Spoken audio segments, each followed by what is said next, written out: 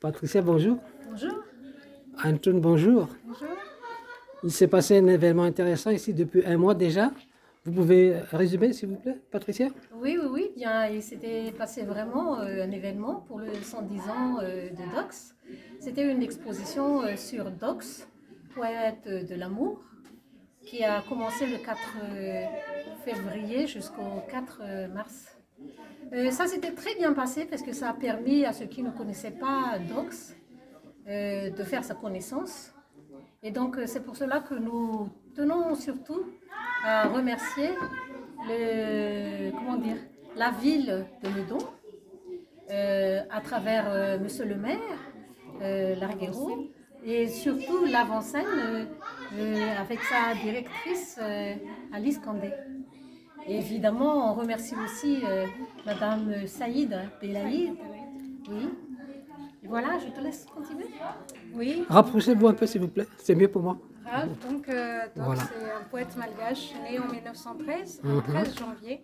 Cette année, on commémore ce 110e anniversaire avec d'autres artistes, parce que Doc c'était à la fois peintre, musicien, dramaturge, traducteur, écrivain, poète, et voilà, c'était un artiste complet et qui avait vraiment beaucoup d'amour à partager. C'est pour ça que nous avons choisi le thème Dox, poète de l'amour. Et en même temps, comme c'était le mois de février, où on célèbre l'amour, ça tombait tout à fait bien. Et beaucoup d'artistes ont répondu présents à travers leurs œuvres, des peintures qui ont été inspirées des poèmes de Dox, et aussi, des sélections qu'eux-mêmes ont choisies à travers une palette qu'on leur a donnée. Cette exposition a duré un mois, je crois. Oui, ça a duré un mois. Tu veux parler un peu? Oui, ça a duré un mois et puis il y avait beaucoup de gens qui venaient visiter. Il y en a même qui étaient venus vraiment de très loin. Et ça nous fait très plaisir parce que ça a permis de découvrir.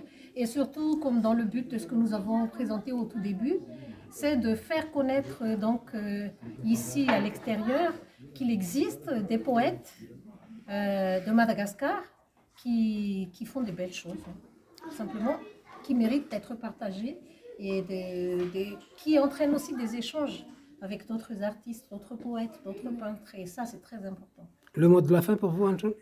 Alors, le mot de la fin, je pense que ce genre d'événement enchante Dox, parce que lui, il était toujours un passeur de culture. Il a traduit des textes de poètes et peintres, poètes et dramaturges classiques comme Corneille, Racine, Shakespeare en malagasy. Et maintenant, comme on fait connaître aussi son œuvre à des gens non malgachophones, eh bien, je pense que ça lui fait énormément plaisir de travailler même au-delà du temps et de l'espace avec d'autres artistes comme les peintres qui ont participé ici, Pascal Poutou, Delphine Michaud, Anna Morfour, Voula Alice, Jean-René Braville, Anchoun, Yassina et bien d'autres. Est-ce que je peux vous dire que vous êtes la belle-fille de Dox? Mais oui. J'ai le droit de le dire. Oui, c'est vrai que tout le monde pense que je suis la fille. Non, je suis la belle-fille, puisqu'il n'a eu qu'une fille unique qui est décédée, hélas. Et donc, il reste moi, la belle-fille. Je suis je suis la femme du Benjamin. Du Benjamin qui s'appelle Dédé Sourazav. Il y a d'autres belles-filles, hein, mais je suis la femme du Benjamin des enfants de Dox. Et c'est Dédé Sourazav. Est-ce que j'ai le droit de dire que vous êtes la petite fille de Dox? Non. Ah bon? Oui. En plus, vous êtes femme de lettres. Oui, vous avez hérité de votre grand-père. Merci beaucoup, Ralph. Oui, bien sûr, Ralph.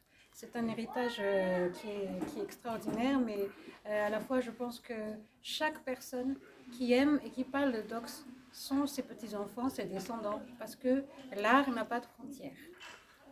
Et surtout, le transfert, la transmission est bien passée et n'a pas de frontières. Je pense parce que tous les peintres qui étaient là, ils n'étaient pas malgaches. Hein.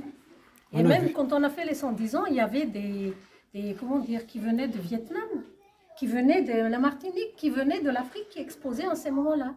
Et donc, cette année-là, ils n'ont pas pu parce qu'ils étaient déjà bien préparés pour ce 110 ans. Ils n'étaient pas disponibles, mais ça nous a permis aussi de découvrir que d'autres sont intéressés.